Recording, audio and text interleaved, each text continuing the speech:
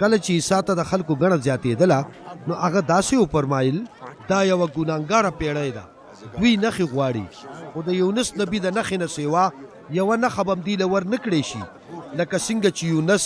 د نینوا د خلکو دپاره نښه وګرځېده، دغه شان به ابن آدم هم د دې پیړۍ دپاره نښه وګرځي. د شیبا ملکه به د قیامت په ورځ د دې پیړۍ د خلکو خلاف په عدالت کې ودرېږي او دوی به مجرمان ثابت کی، ځکه چې هغه د دنیا د بل سر نه د سلیمان د حکمت خبرو اورېدو راغلی وه، او څوک چې دلته دی هغه د سلیمان نه هم لوی دی. د نینوا خلک به هم د دې زمانې د خلکو په خلاف د قیامت په ورځ ودرېږي او دا پیړۍ به مجرمه ثابته کی، ځکه چې هغې د یونس په بیان توبهګار شوي وو. او اوس څوک چې دلته دی هغه د یونس نه لوی دی. هېڅوک بله شوي ډیوه په پټ ځای کې یا د لوښي لاندې نه ږدي، بلکې د ډیوټ د پاسه ږدي چې کور ته راتلونکي خلک یې رڼا وویني. ستا سترګې ستا د بدن دپاره ډیوې دي، که ستا سترګې روغې وي